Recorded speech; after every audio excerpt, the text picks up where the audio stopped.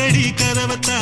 கத்திலுக்கு கால் வலிச்ச கட்டாந்தர படுக்கதா உடம்பு முழுக்க இப்போ ஒரு ரயில் ஓடுது மச்சான் வளைச்சு நொறுக்க சொல்லி